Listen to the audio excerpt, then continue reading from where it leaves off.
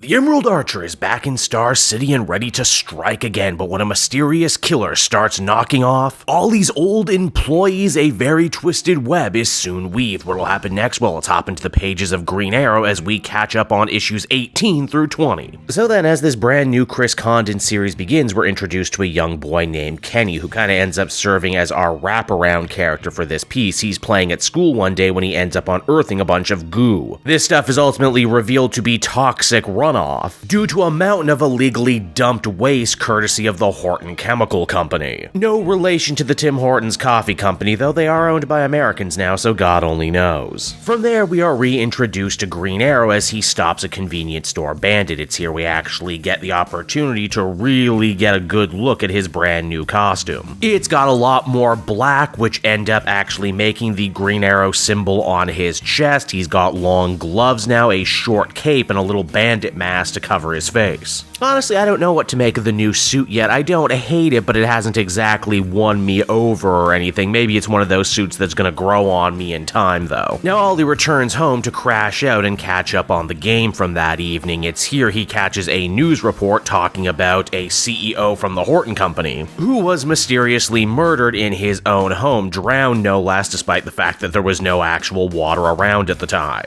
In fact, hey, if you read the backup story for Joshua Williamson's last Green Arrow issue, then you will have actually seen that murder take place already. According to the cops on the TV, several high-ranking Horton employees have already been murdered, and because of that, they think this must be the work of a serial killer. Green Arrow decides to go and investigate the crime scene for himself, and he ends up finding a ton of clues right away. For one, there's the murder weapon, an empty jug of what appears to be very tainted water, as well as the words "Remember" written out in black oil. Clearly, the killer was trying to send a message, but the biggest piece of evidence comes later when Ollie looks over the dead guy's pictures only to realize he actually knows him. You see, in an amazing deep cut, this book remembers that Oliver Queen was actually ever so briefly the head of the Horton Chemical Company. Ollie had actually inherited the place. When one of his friends was mysteriously murdered, Ollie became a target after that. It's all part of a big Mike Barr story from the 80s. Again, probably most people wouldn't know that unless you were a major Green Arrow head like me. Ollie and the dead guy had ended up having a major falling out when the CEO was actually awarded by a senator named Foley, who had already managed to gain quite a reputation as a war hawk. As far as Ollie saw, this was just two criminals patting each other on the back for a job well done. The dead CEO had said then that despite Ollie's objections, he still signed off on all the paperwork. So his fingerprints are still on the ecological disaster one way or another. Keep this in mind because this will almost certainly end up coming back later. It's while taking his sweet-ass time reminiscing, Green Arrow ends up getting jumped by a Detective Benitez, aka Benny. It seems that she too has been working this same CEO murder case and had returned to the scene of this crime looking for information. Why? Well, it seems that the killer has struck once more. Tonight, in fact, and their victim was none other than Senator Foley. Dun dun dun. This, of course, leads us into issue 20, where we once again get another little Kenny segment. It would seem the poor kid was just living his life one day when he ended up getting struck out of the blue with what we later learned to be an epileptic seizure. His mom just narrowly managed to save his life. But more on that in a minute. In the present, Green Arrow and his new friend Detective Benitez make their way to the senator's mansion. It's here we're introduced to Benitez's dog named, get this, Arrow. FYI, he came from the shelter with that name, but still Ollie is definitely impressed. Benitez and Green Arrow also verbally spar on their way to the crime scene. It's clear they don't see eye to eye on a lot of things. For one, Green Arrow doesn't necessarily feel bad that all these polluting CEOs are dead, while Benitez thinks he's being something of a leftist radical and that no matter how bad these guys were, they didn't deserve to literally drown to death on poison water, even if they are the ones who poisoned it. When the two show up at Senator Foley's mansion, they see just how lucrative a life in politics can be. It seems that he took a bribe from Horton Chemical and used his influence to help cover up everything they did wrong with the illegal dump sites. The other cops, like Beaumont, aren't exactly a huge fan of having a vigilante along on this case too, and think that Benitez might have acted too quickly asking for Green Arrow's help. Still though, Ollie does have all sorts of insight to offer, and at least the police's tech guy is a huge fan of Green Arrow. Hey, I'm a tech guy and a huge fan of Green Arrow. I don't wear sweater vests though, that's for sure. Luckily, the tech guy was able to actually get some security footage of the killer, nicknamed the Freshwater Killer for for obvious reasons, coming and going. And as far as their costume goes, yeah, I don't exactly know if I love this one either. The red satin tailcoat is nice, but the whole gas mask and crimson red goggles feels like it's been done to death in 100 different books, some just recently. Like, seriously, does this guy and Asima, the killer from that new Detective Comic story, shop at the same place? Also, do you think maybe Mr. Freeze is pissed off that these guys are biting his whole bit? I mean, crimson goggles used to be one of his things, right?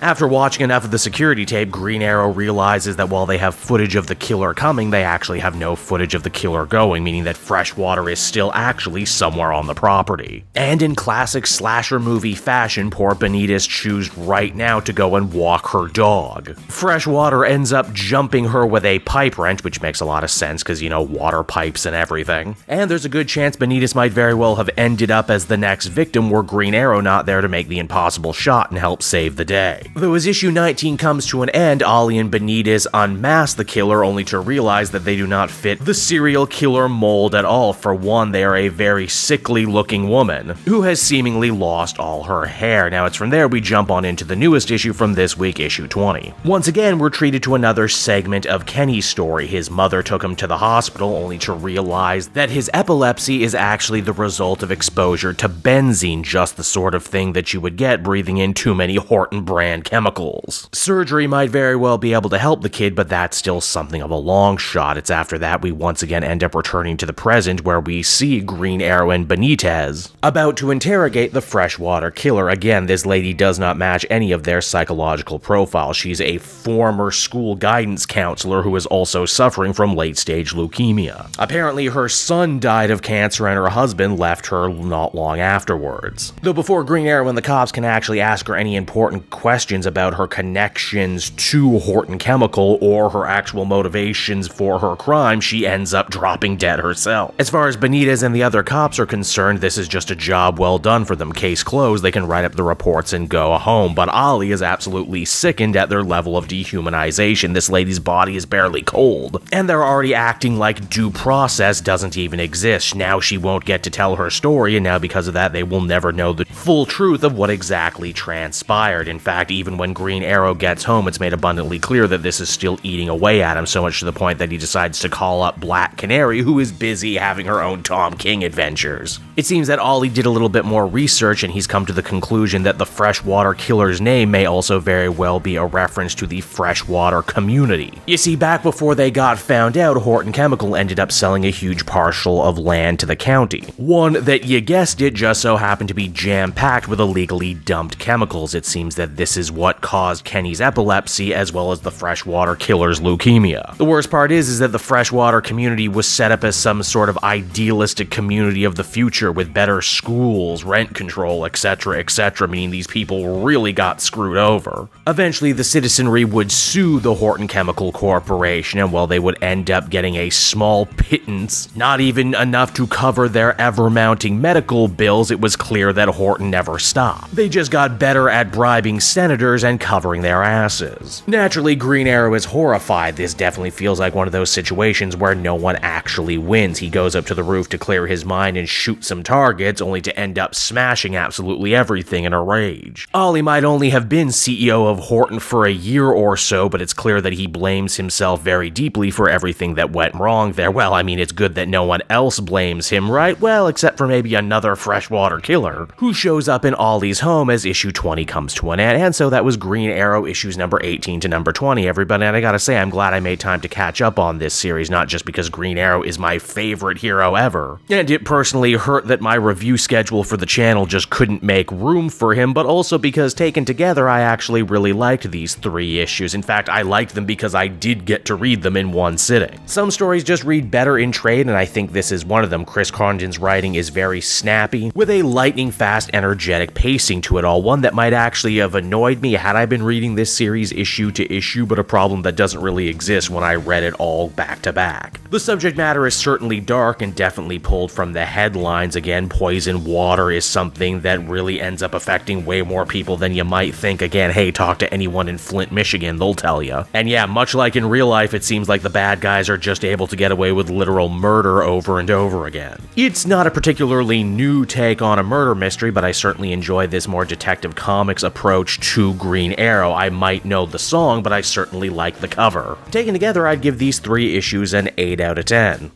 Hey there everyone, it's your old pal Cape Joel again, thanking you so much for watching to the end of the video. I hope you enjoyed it, and if you did, why not check out my Amazon link down in the description. Yes, that's right, the Cape Joel channel officially has its own Amazon storefront now. You can pick up a comic or anything else for that matter, and if you did, you'd really be helping me in the channel. So with that out of the way everyone, I will see you again next time. Bye-bye.